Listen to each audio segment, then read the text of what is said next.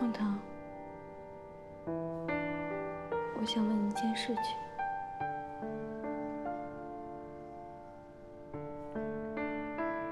你说。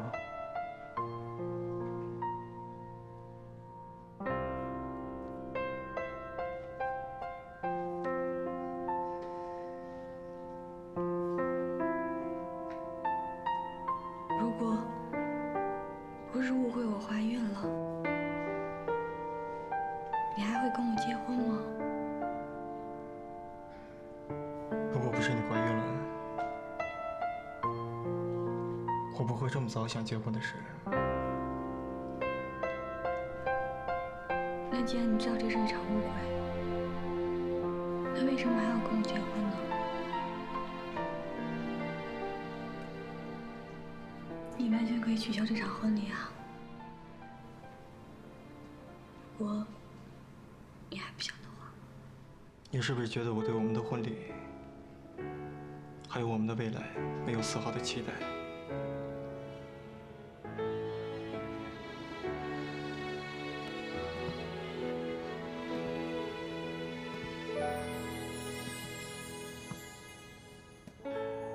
爱开始在我们的故事中上演，一点一滴写下了情感的章节。我想为你珍藏最美好的瞬间，静静的陪着你。我不是不在意我们的婚礼，只是东家的规矩太多了，我怕你处理不来，所以才全权交给风月来处理。其实在我心中，某种程度上来讲，我的婚礼只是完成风家的传统仪式。我不是冷漠，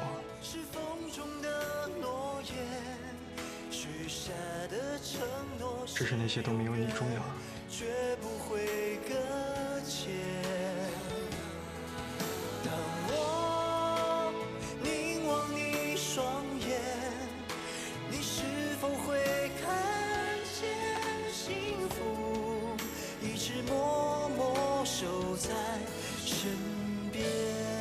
这个戒指是从我祖母那个时代就传下来的，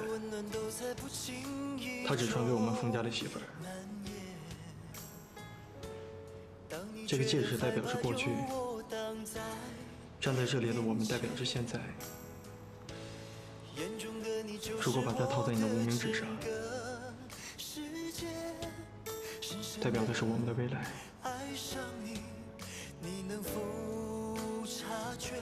薛珊珊，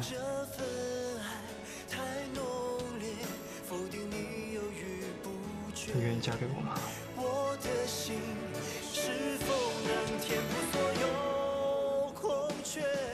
你愿意嫁给我风腾吗？爱是风中的诺言，许下的承诺是永远，绝不会搁浅。当我凝望你双眼，你是否会看见幸福，一直默默守在身边。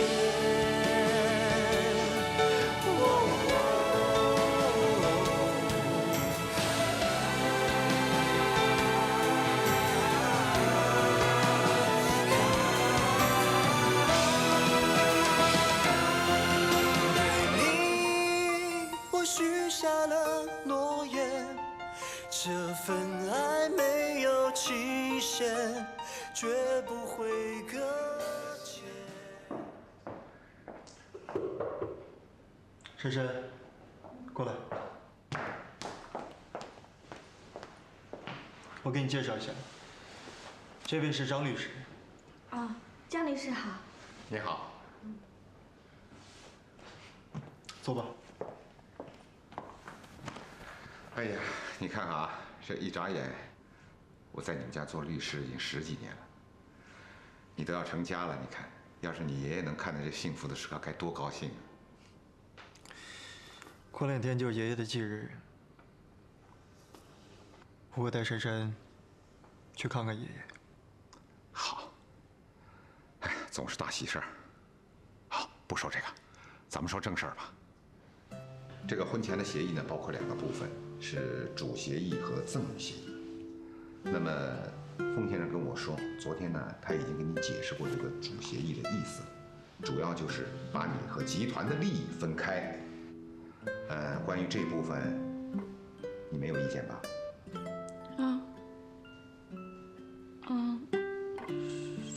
是啊。那好，这里呢是赠与协议，它包括了风先生名下所有的房产、商铺、珠宝首饰、股票以及股权基金。这也是你和风先生结婚以后暂时能够得到的所有。这么多，而且昨天封腾没跟我提这些呀。当然了，这是你能得到的所有的不动产，还包括我们风先生这位动产。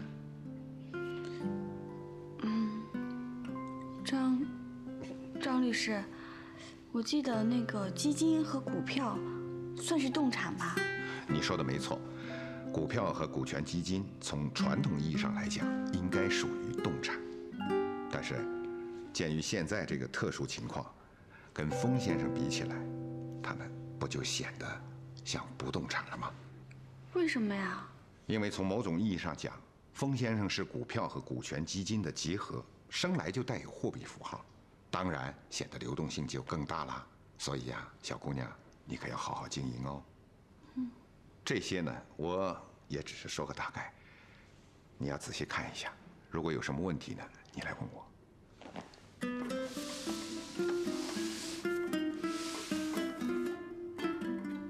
这么厚一堆，从哪里看起啊？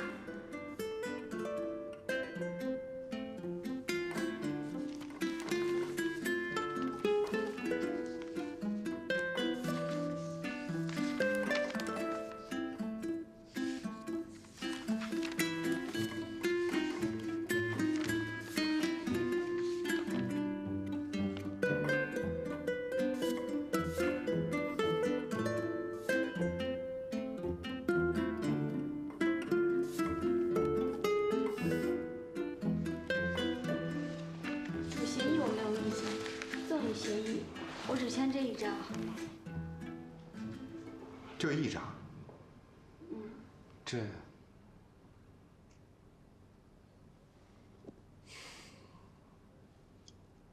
张律师，我跟珊珊单独商量一下。好，那你们俩再商量一下，我去打个电话。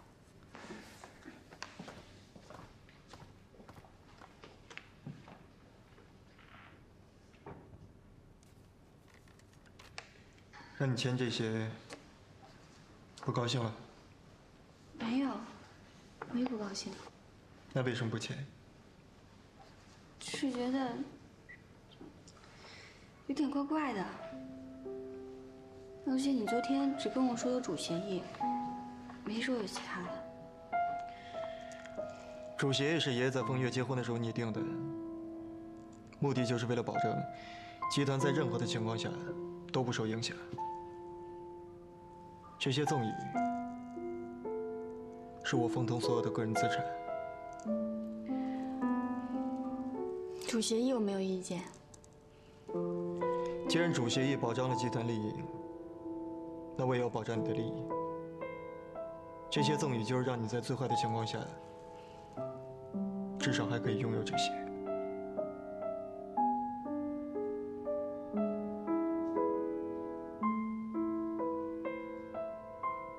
你是怕将来的你会亏待我？不是，我可以把这些档案资料都当成是废纸。但珊珊，岁月太长了，我不知道未来会发生什么事情。至少你拥有这些，我可以少一份畏惧。风腾，你知道我为什么会选这间公寓吗？为什么？因为在你名下的所有财产当中，只有那间公寓拥有我们共同的回忆，这才是我最想珍贵的。我不想因为这些东西模糊了我们的感情，模糊了我们关系的焦点。再说了，我是跟你结婚，又不是跟钱结婚。没有你的话，就什么都有了。如果没有你，那些东西对于我来说，什么都不是。如果你不欠这些，将来你可能什么都得不到。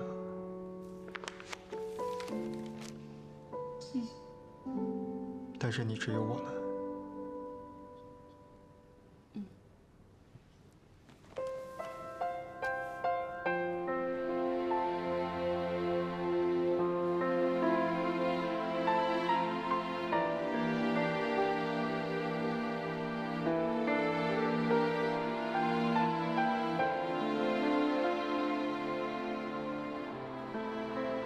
妈，我要结婚了。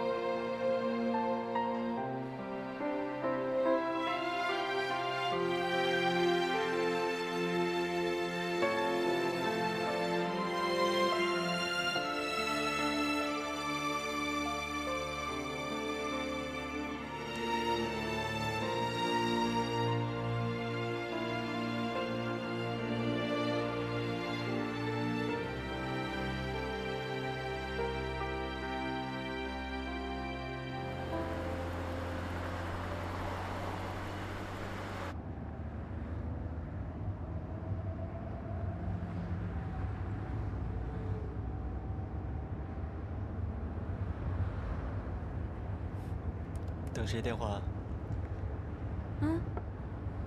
没有啊，没事儿，只是在看时间。妈妈怎么一点消息都没有啊？急死人了！彤彤啊，这个叫啊什么的，就能查到封腾的来历啊？二伯，这叫 iPad 啦，只要是在网上有的资料都查得到。哦，那你帮二宝查一下封腾。哦。发现什么了？原来我想要买的那款游戏是丰腾集团底下的子公司出的。下次我叫珊珊姐带一套回来，我就不用花压岁钱了。你查这些没用的干嘛？你就查封腾这个人，有没有结过婚？有过几个女朋友？先查这些。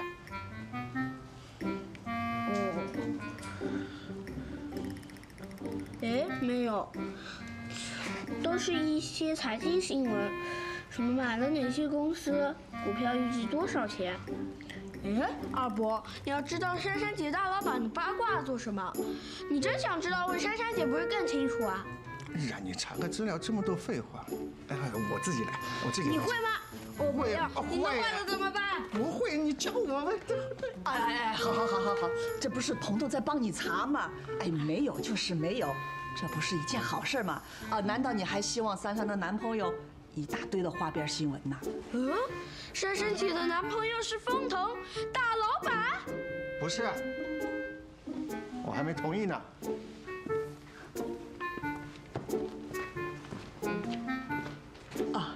那个彤彤啊，谢谢你啊！你回家呢，先别跟你爸妈说这些，等珊珊姐回来以后，你们姐弟俩再多聊聊啊。好。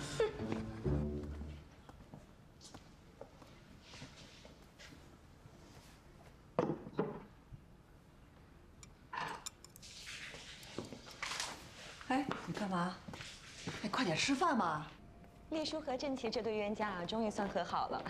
今天我在这里订了包厢，一会儿我们好好聊聊细节，放轻松点。我爸，你先进，我们先进去，走。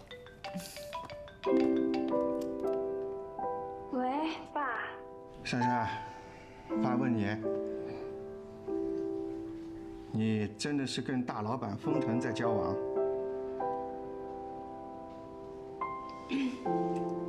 对啊。你是真心喜欢他这个人？我的意思是，你是喜欢他这个人，而不是他的身份。对，那他呢？他也是。爸，方腾对我真的挺好的，你见着本人就知道了。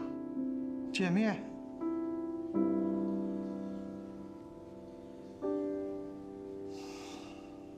既然要见面，爸给他做套西装，就当见面礼吧。啊，爸，不用了，那个方腾他有挺多西装的，不用您做。这跟他有多少西装无关，你就把尺寸给我就行。爸，真的您别麻烦了，方腾他不需要。他不需要，我需要。爸知道他们家很有钱，可能也不在乎我给他做的西服。但是珊珊，你知道，爸这辈子可没有亲手做过西服送给哪一个人。爸，我明白了。您的心意，我会转达给他的。我先帮他谢谢您了。那你把尺寸尽快给我啊。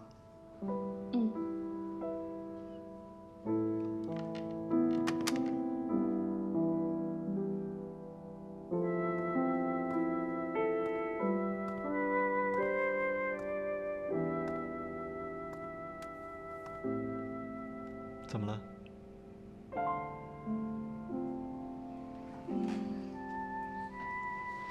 我爸说他要见你。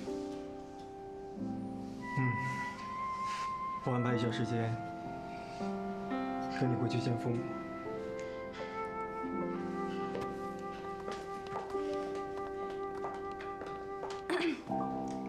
喝杯水吧。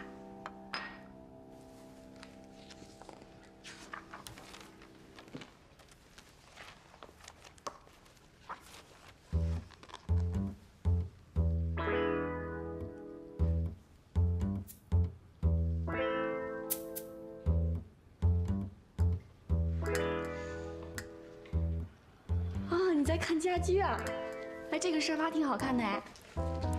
喜欢吗？喜欢呀，特别喜欢。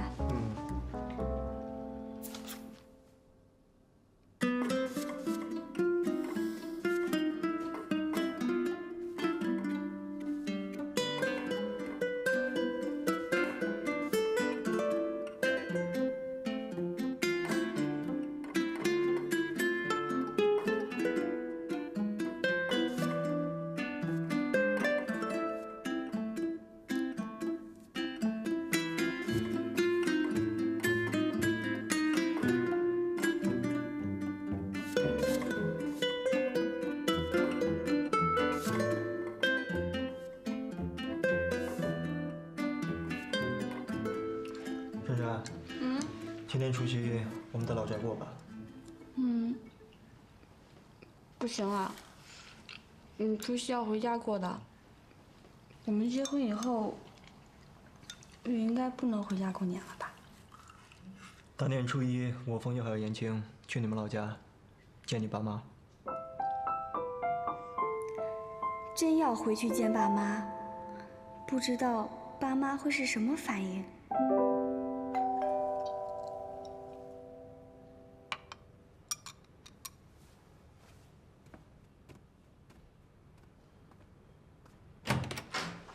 冯先生，这是丰太的包裹。好，谢谢。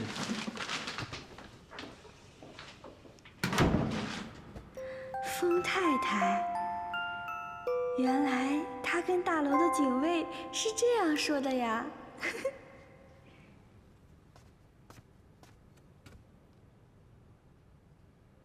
这应该是你们家寄的吧？啊？不应该呀，我妈也没有跟我说呀。该不会是……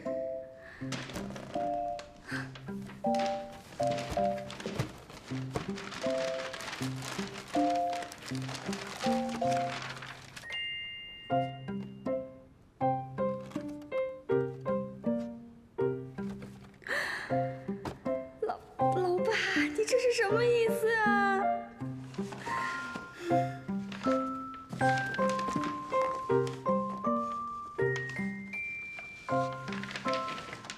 薛珊珊，啊？解释一下。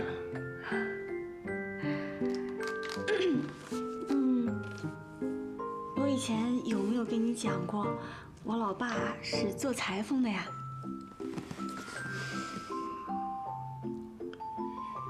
你应该没说过。那你现在知道啦。这套西装是我爸做给你的。他的意思呢，就是你要穿着这套西装回老家。你要是觉得不合适的话，不穿也行。哎呀，真的太兴奋了，乡下空气特别好吧？对呀，到时候我带你们去散散心。一定的。现在咱们走吧。哎，东西准备好了吗？全好了。你们人去就行了，准备什么东西啊？哎，应该的。那怎么行？我们一定得准备大礼去表我们的诚意。哎呀，麻烦你们了。别，千万没什么没什么。我们走吧。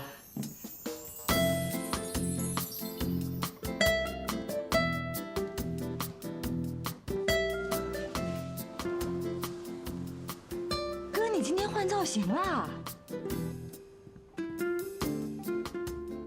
双排扣，复古风啊！泰山定制。泰山定制，我只听说过人猿泰山，泰山定制什么东西啊？就是岳父定制。是，这是我爸特意为他定做的。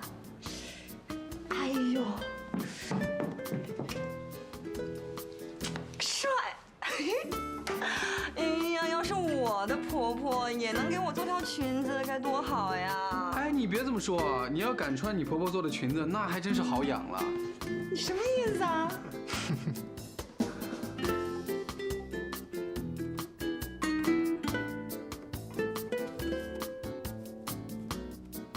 好看吗？很帅。咱们走吧。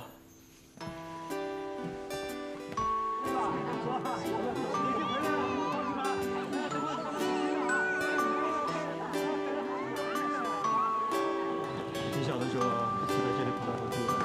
对啊，那个在那里面洗衣服啊。洗衣服啊？对啊，而且这里有很多游客，有很多观光团。你看那边还有一些比较有特色的饭店、小店。那里，对，那里就是我们家裁缝店。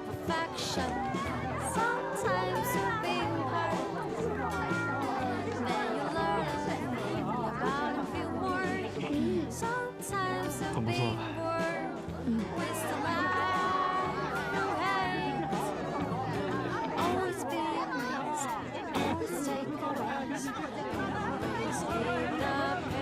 各位父老乡亲，我带我哥谢谢大家了。谢谢。哎呀，你看我们初来乍到的，大家就那么热情的问候我们心里真的特别暖，太谢谢了。大过年的，我们也没什么表示的。王叔，红包带来了吗？我们分给大家，各位沾沾喜气，好吧？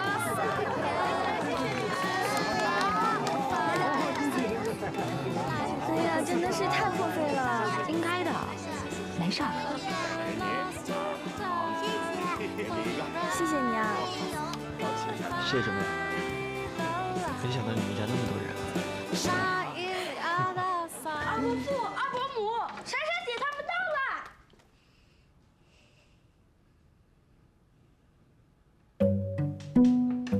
彤彤。哎，今天所有的人都在，我们拍张全家福吧。好呀，我也要拍的。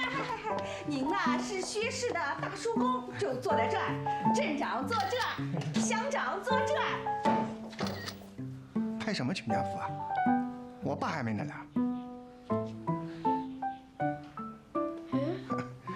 这是我们薛家的事啊，不劳烦大家啊，大家请回吧。不好意思啊，要不你们就先回去吧，好吧？啊，不好意思。哎，我还没拍呢，拍什么拍？走走。您慢坐慢坐，我们过一会儿再来啊。走走走走。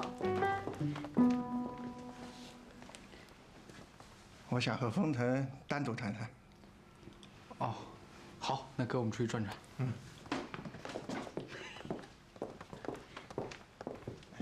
带珊珊也出去。我也要出去啊！啊，走吧走吧，听你爸的啊，走走走，走。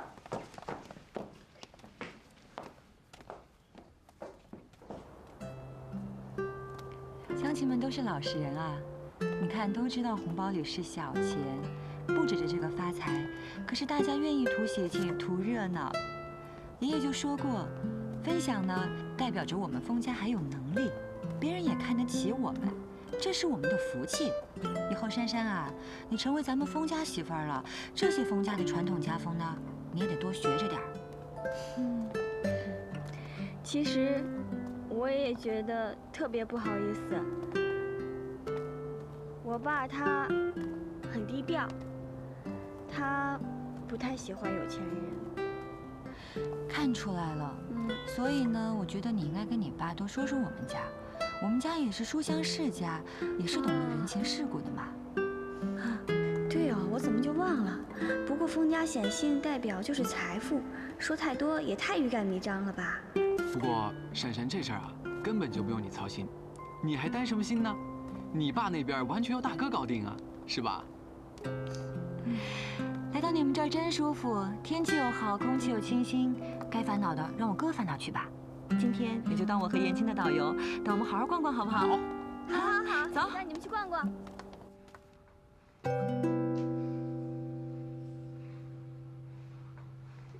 我从年轻时就做裁缝了。珊珊虽然在我身边从小看到大，可她对裁缝不感兴趣。这衣服好像也不太合身啊，真是不好意思。不，这个泰山定制，我很喜欢。我好奇的是，薛珊珊不是名牌，你怎么就有兴趣？我需要的是一个可以跟我踏踏实实过日子的人。在我战战兢兢维持家业的过程当中，珊珊她让我觉得很轻松自在。你是个很有教养的人，你很清楚你的责任，你也很清楚你想要什么。但是，我也是个明白人，我也很清楚我们家有几斤几两的分量。娘家是孩子最有力的依靠。珊珊要是嫁给你，我恐怕她也只能靠她自己呀。珊珊有我，只要她愿意，她这一辈子都有我。我喜欢珊珊，是因为她活得很真实。我问您请放心，我和珊珊会过最真切平实的生活。身为集团大老板，肯定是能言善道。可是我不听，我只是看，我就看你以后是怎么做。你们要结婚，我不反对。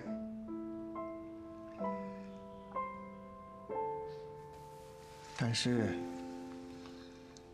你要答应我一个条件。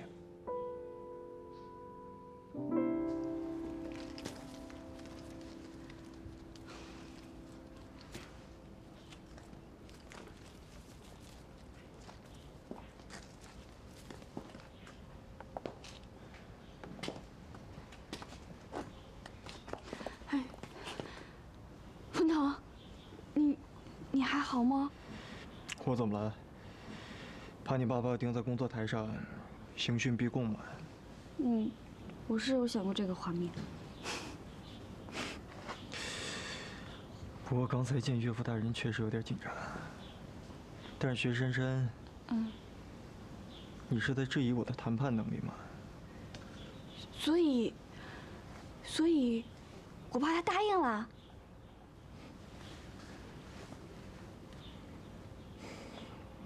珊珊，你有一个好爸爸。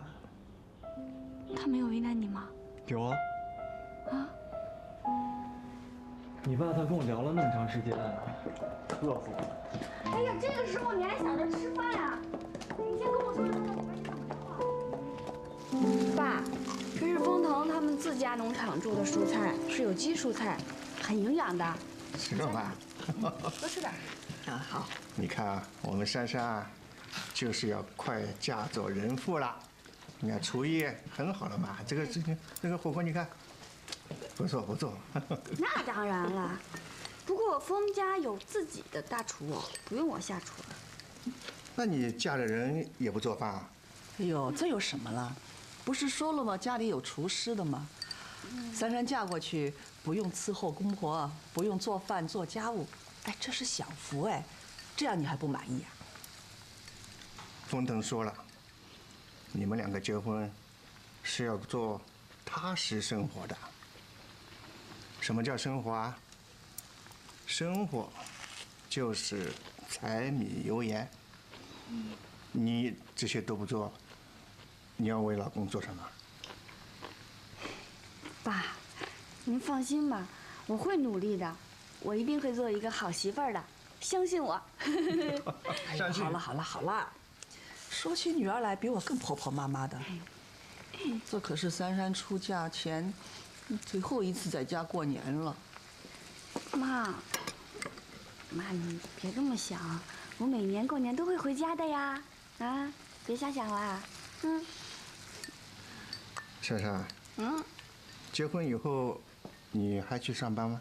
当然要去了，而且丰腾也觉得这样挺好的。我也觉得去上班好。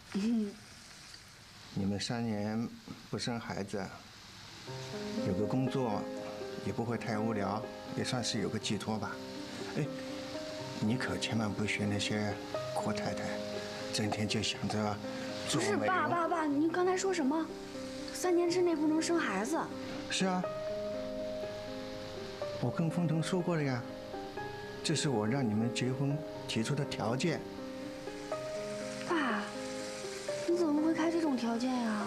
就是啊，爸是想你们暂时不要孩子，相处一段时间以后，万一觉得不合适的话，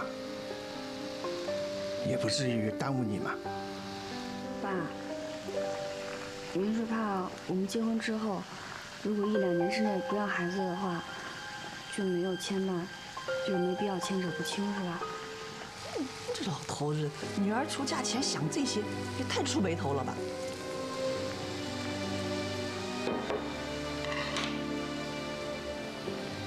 我们两家家世背景相差实在是太悬殊了，生活观、价值观都有很大的差距。爸有这个担心，珊珊，你可一定要理解啊。那丰腾呢？他答应了吗？他答应了。答应了。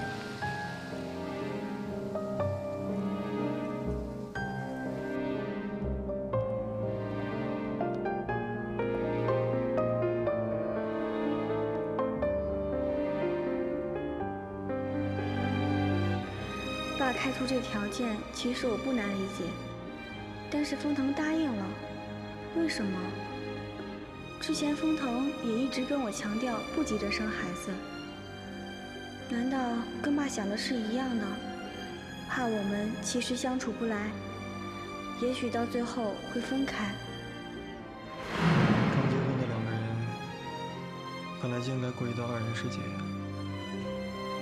彼此的生活磨合一下。如果婚前有这种想法，那为什么还要结婚呢？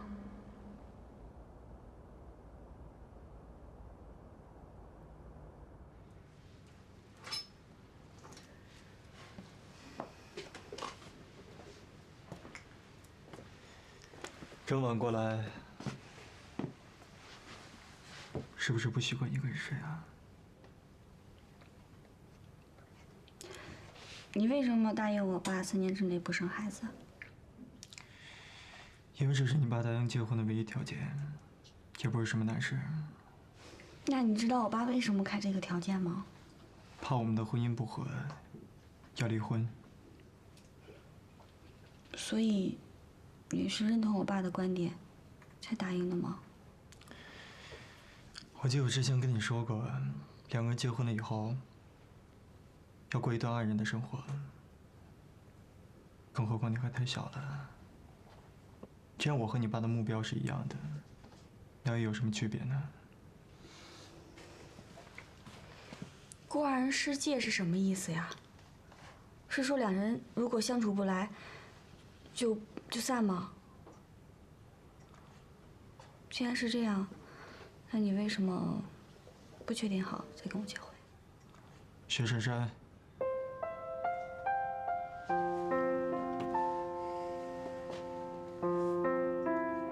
我方腾向来是要最好的。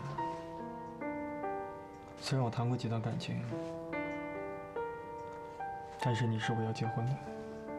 一旦我要结婚，就会跟我的妻子白头偕老。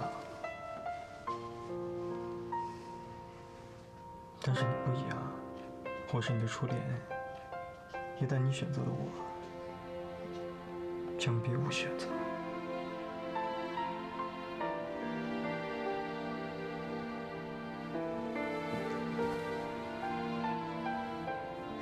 是啊，在感情的世界里，离不开的那个人就输了一大截。但是只要有着肩膀，有着胸怀可以依靠，从没赢过又何妨呢？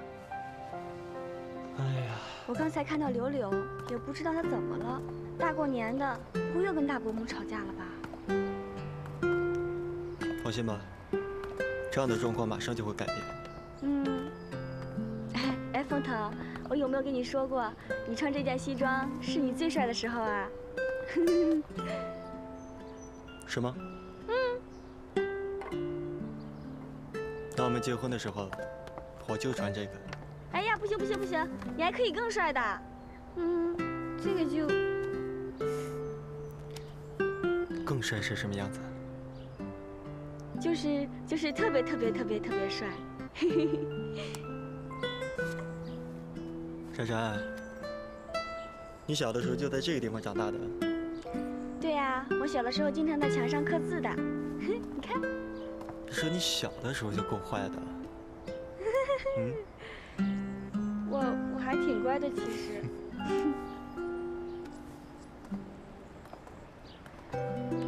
哎呀，妈曾经无数次的想象你出嫁的画面，可真没想到会是这般情景。我也没想到。其实昨天你和风腾一进门，我就觉得你们俩呀，特别般配。真的啊？我们家的女儿长大了，变漂亮了。珊珊啊，风腾说的对，以后呢，你们会过上踏实的日子。妈呢，也希望你能跟着他，能好好的、踏踏实实的过好每一天。这样我和你爸爸呢才能放心啊。放心吧，妈。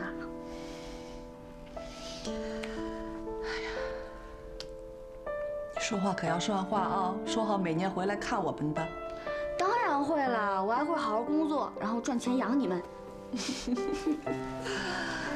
哎呀，妈，都说嫁出去的女儿泼出去的水，我可不做那泼出去的水，我还继续做您的小棉袄，然后再给您带回来一件大衣。好，照顾你们。好。您和爸爸也要保重身体。好，会的。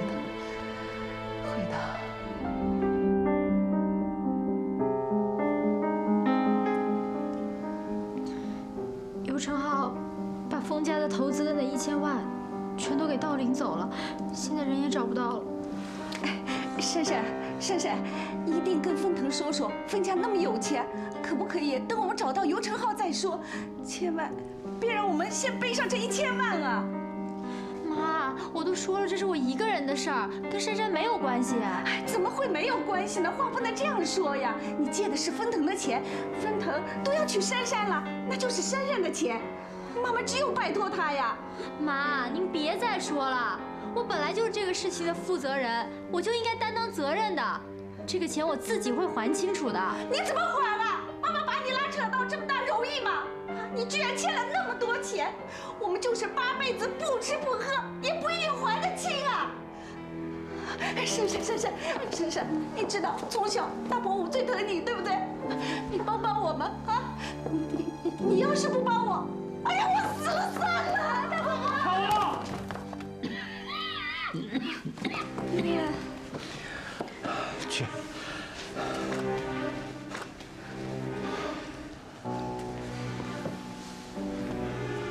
你在家陪他们吧。我们去找丰腾。柳柳啊，路上把这事跟我说清楚。珊，快走！到底怎么回事？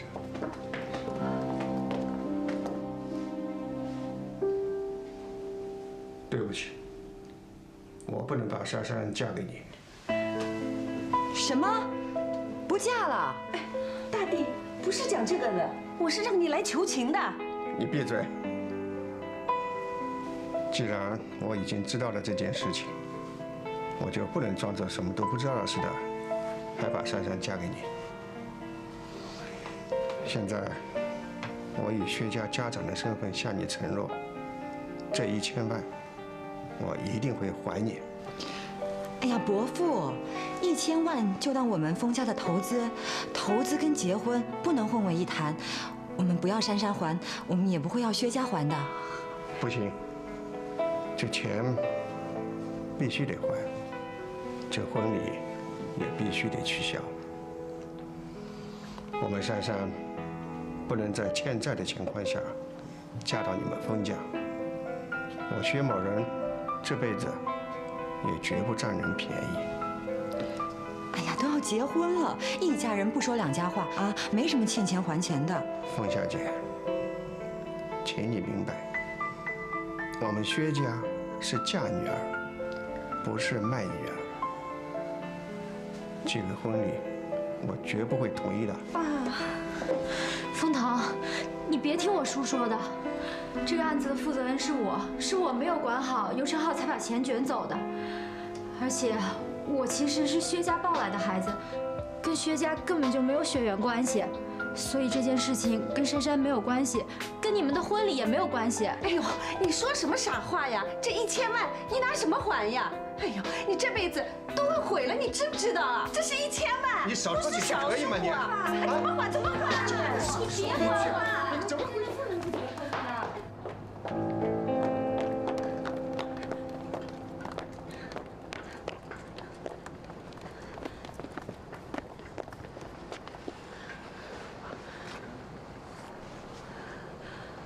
你呢？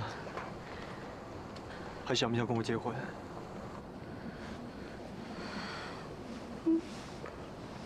不知道。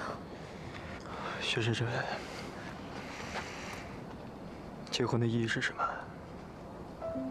结婚的意义，这时候，结婚的意义是2个相爱的人发誓这辈子不管健康残疾、贫穷富贵，都要不离不弃，相互扶持。你要为了这1000万不跟我结婚吗？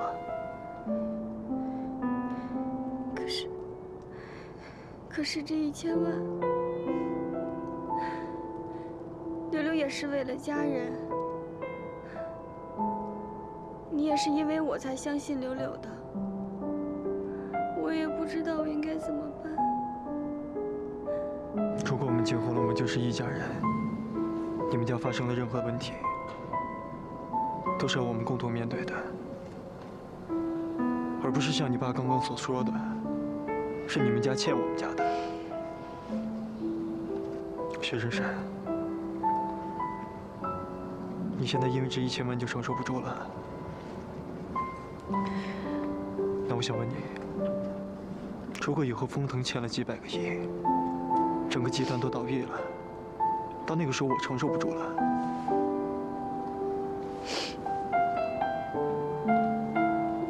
你会离开我吗？不会。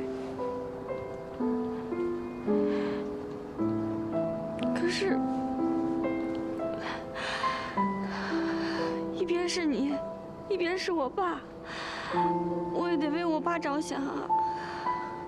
冯唐，我真的不知道我应该怎么做。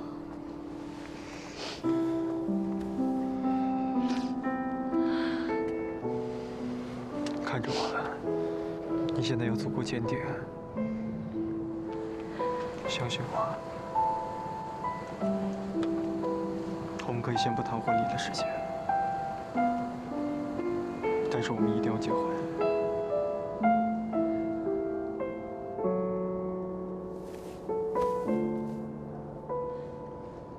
这件事儿呢，之前其实我已经知道了，只不过不想影响两家人的婚事儿，就没说。那你怎么可以装得一副若无其事的样子？你们究竟把我们薛家看成是什么样的人了？哎，伯父，您别激动啊，这1000万呢是尤承浩拿的，那明天我们把他找回来，这1000万不就回来了吗？您说您现在取消他们的婚礼，那明天人回来了，那他们怎么办啊？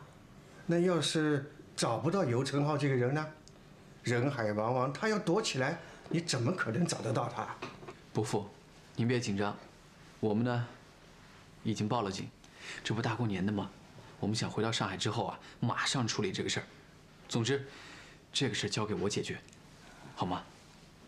不行，就是这一点不能妥协。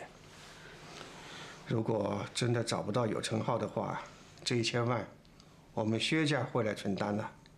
说白了，你们封家今天之所以会损失这笔钱，还不是因为封腾认识了珊珊？1000万啊，对你们来说是没什么，可这不是钱的问题，这可是关系到我们薛家的尊严的问题。我们不能因为嫁珊珊而把这件事情一笔勾销。和钱比起来，我们薛家和珊珊的名誉更重要。其实事情真的没那么严重，我们封家每年投资几十个亿、上百个亿的，没有人会在乎这1000万。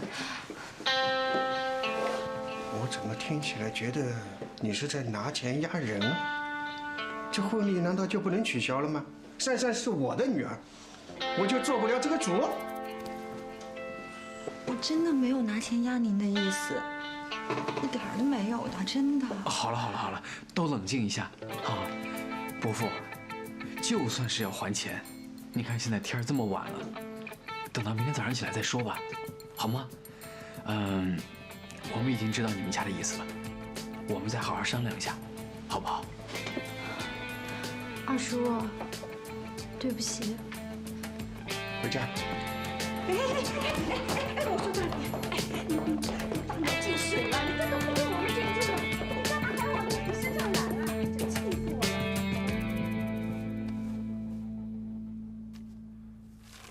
了！身为爸的女儿，我太了解他的个性了，连1毛钱都不肯欠别人，何况是1000万。就算让他做几辈子的西装来还债，他都会去做的。封腾虽然不会逼我们还钱，可是柳柳心里应该会有疙瘩吧？我更不能这样厚脸皮的去结婚。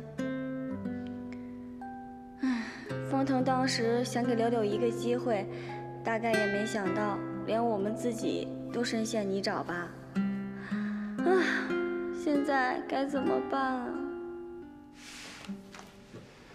这些都是讨论怎么挑日子、婚礼细节的方案，我准备的好辛苦。王叔从上海特地拿过来的，就是准备这一次跟薛爸薛妈商量好。现在好啦，婚礼还不知道办不办呢。每一家都有规矩，我们的婚礼就等这个事情解决了以后再说吧。解决？哦，你真的等薛家筹齐1000万？还给我们才叫解决啊！如果他们认为是最好的办法，我当然想要维护他们的尊严。好吧，我知道我哥一定有本事顺利的解决，不为难他们的。那我们呢？明天就回上海了，珊珊跟我们一起吗？先不用，我希望她留下来多陪一些家人。你也辛苦了，我也累了，睡了。你早点休息啊。长，还真是淡定啊！皇帝不急急死太监。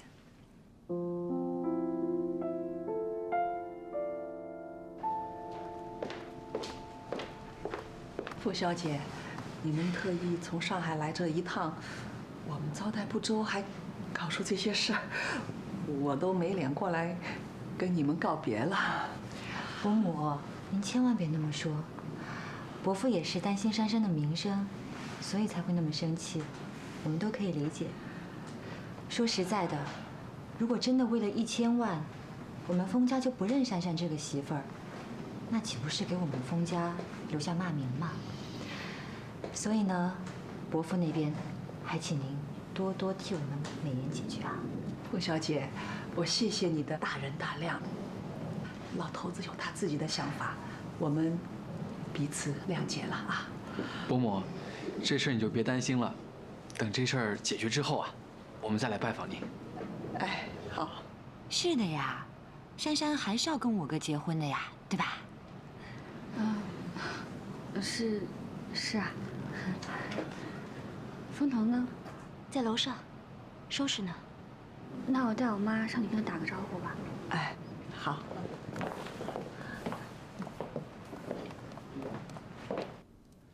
先生，这箱子我先拿到车上去。好。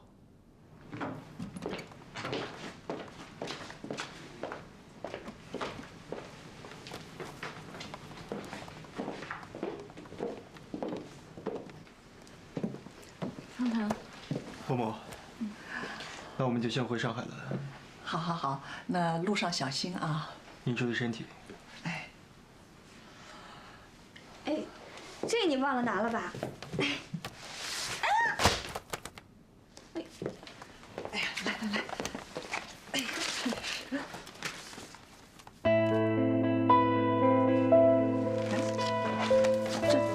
这不是大嫂吗？这是彤彤啊，啊，还有我，这个是爸。哎，这什么时候拍的呀？这个？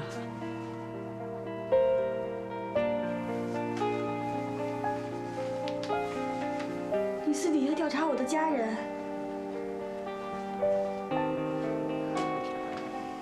就在我们决定交往的隔一天。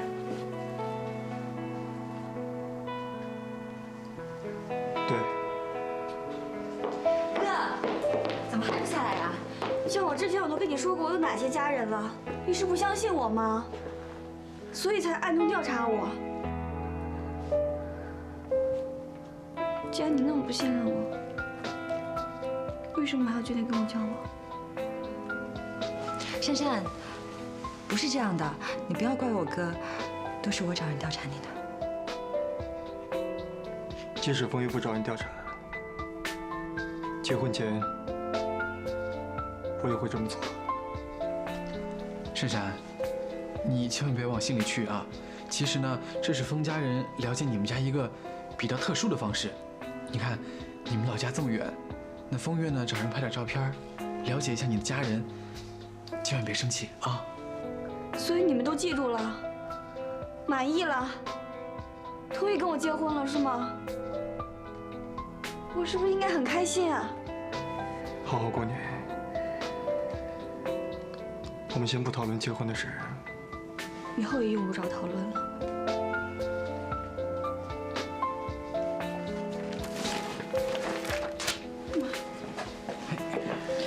哎，珊珊，珊珊，回来。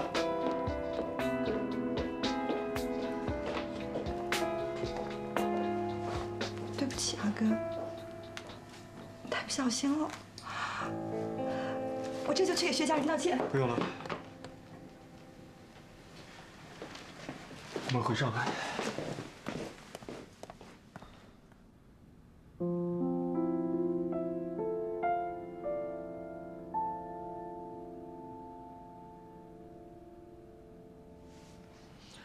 咱们家大爷爷起就住在这儿，想要了解点什么，派个人过来一趟不就行了吗？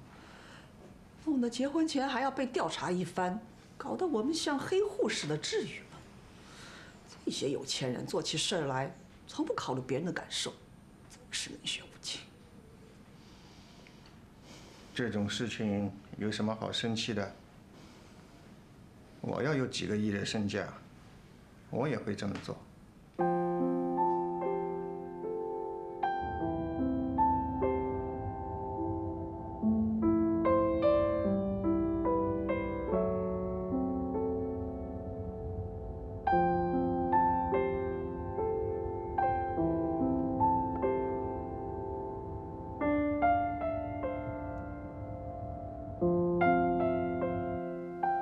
在你回来之前，我也让彤彤上网，了解封腾的背景。这年头，台面上的人一举一动，都有记者帮着盯着。咱们薛家默默无闻。珊珊，你想想，封家几代人积累的财富，凭什么就你薛珊珊几句话上门当了媳妇？尽享他们荣华富贵，同样都是调查，只不过封家是用了花钱的方式。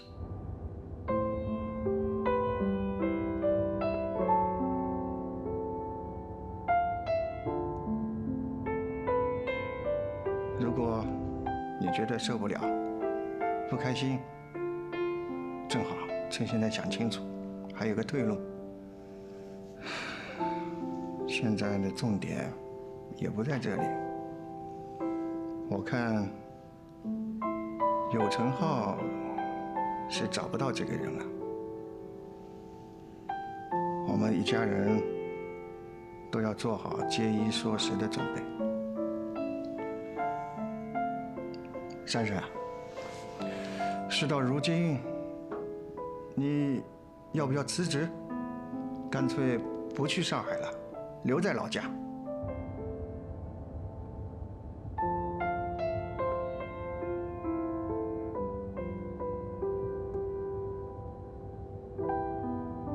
啊？你让珊珊辞职啊？哟，珊珊在上海已经待了一段时间了，再说也考上了那个 CPA 的证书啊。你让她回来，在咱们这个小镇上，能找到什么工作来还那个1000万呢？你这不是要逼死珊珊吗？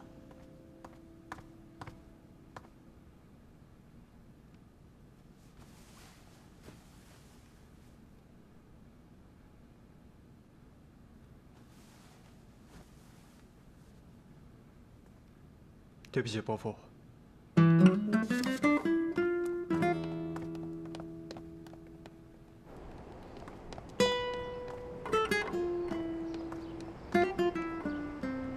找人调查你们家，绝对没有看清你们家的意思。我知道，你们封家家大业大，你有这样的举动是一件很正常的事情。只是通过这件事情，我也觉得我可能还没有准备好做封太太。那不行，我已经向你求过婚了，而且我跑这么远来提亲，我不能白白浪费时间。柳柳那1000万，既然伯父坚持要还，那我们就等还清1000万之后，我们再结婚。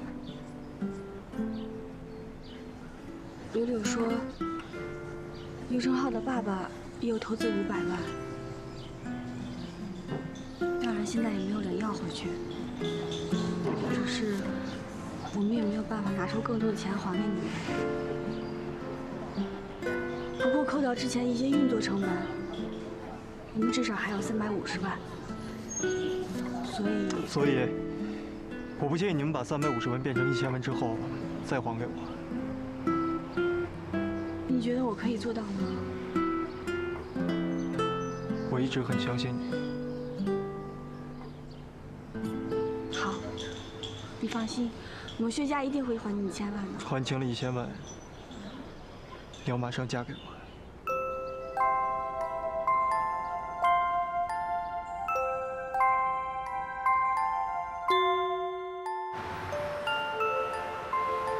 珊珊，你不会真的要离职吧？哥，你不会真要让薛家还那1000万吧？你们真的不结婚啊？我们当然会结婚，只是往后推迟一点。哎，珊珊，我跟你说啊，你千万别往心里去。我给你延期那500万，你不用还的，对吧？没事儿，谁要因为500万不让我哥结婚，我就跟谁急。不行不行的，都说好了，1年之内还清这1000万。风月，你是觉得我没有这个能力吗？啊，有。这是薛父的心愿，就让珊珊了了他父亲的心愿，再嫁到我们风家。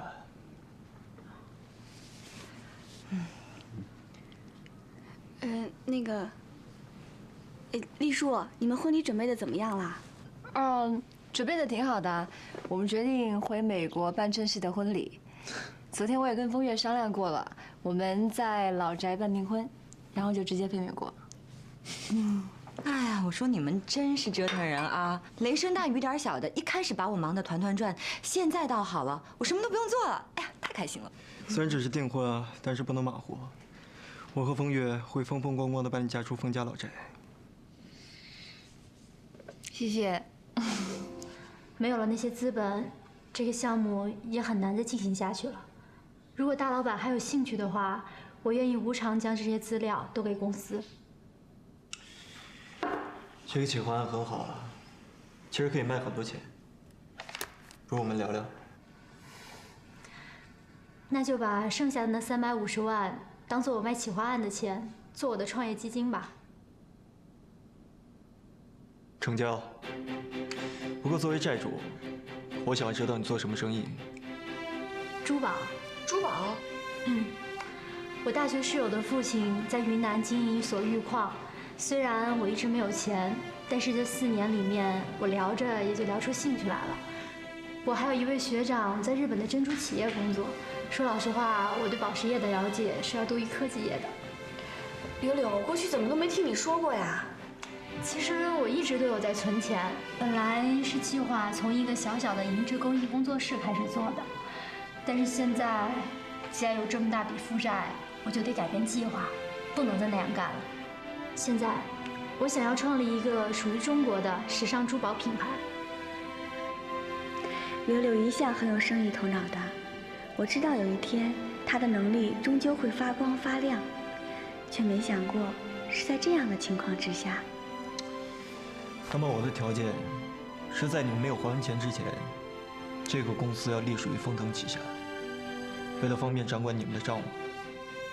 用丰腾集团做背景，珠宝公司的运营效益应该是加倍的吧？无论是银行的借贷，还是宝石商的往来，都会信任许多。大老板这是想帮我吧？我是个生意人，只有你们顺利了，我才可以顺利拿回钱啊。珊珊，你还是决定帮柳柳？这不是帮，是薛家的大事，我不能缺席，必须要参与。但是你要知道，出了这扇门，你们就要靠自己。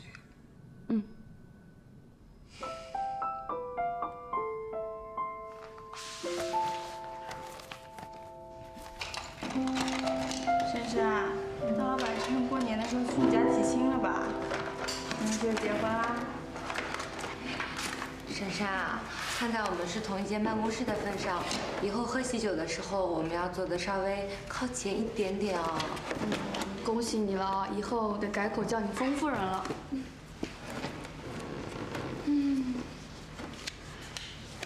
我走了以后，你们每天都要开开心心的啊，照顾好自己，不要太想我了。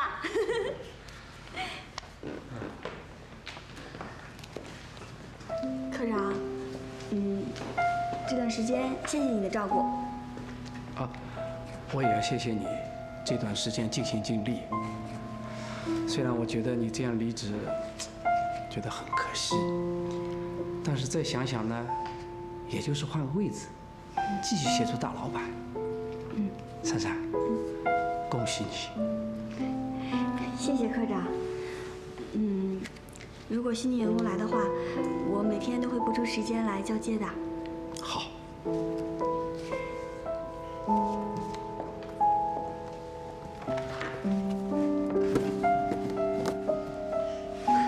小伙伴们，我走啦。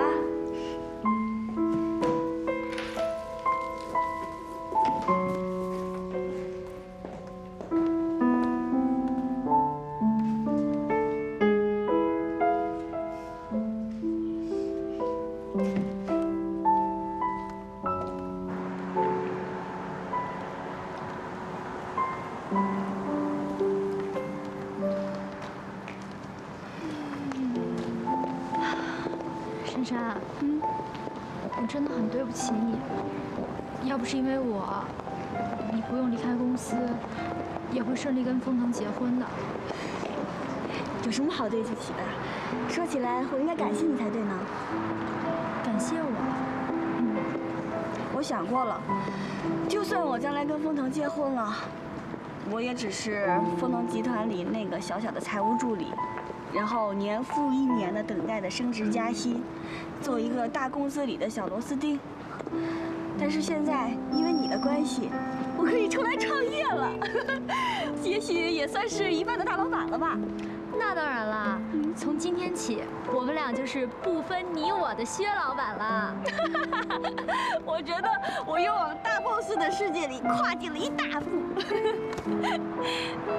你也别多想了。总之呢，咱们俩呢就努力的干，好好的干。如果你要是真觉得对不起我的话，那将来你一定要让我当成封太太不就行了？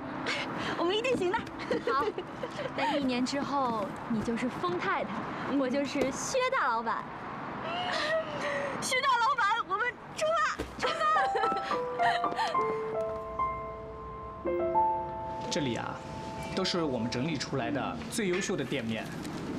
人流交通都是最好的，而且租金实惠，房东又好。这间的平数啊，开7间店实在是太理想了。它距离地铁车站只有100米，出口还正好对着店门口，简直是太适合了。这个店看上去是不错，不过我们的预算有限，而且这上面也没有标注多少钱。是这样的，这个房东呢对房客也是挑剔的，表明了。价格只是其次，只要2位肯出价，我负责帮2位去说。不然我们还有一些精选的店面，租金比较便宜一些，但也是最好的地段，可以给2位参考看看。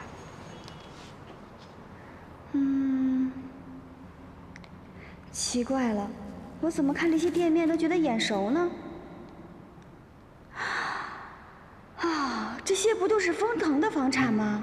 可恶，又想拿上次那招骗我。方先生，麻烦你了，只要房东是封腾先生，请您一律帮我们自动删除。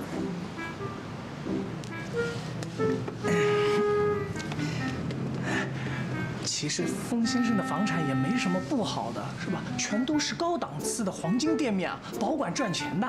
如果没有其他的店面了，我们就去别家看了。别！这样吧，我给我们店长打个电话，看看有什么其他适合的店面，再推荐给你们。那这次就麻烦你了，我们现在是做生意的，还有。请你转告，只要是没有房产证的，我们一律不租。好嘞，那请2位在这休息一下吧，好吧？谢谢啊，谢谢啊。你对封腾的产业可是了如指掌啊。我就是扫了一眼，还没有完全实际了解。大老板。薛小姐说直白了，只要是您的房产不租，还要有房产证明呀。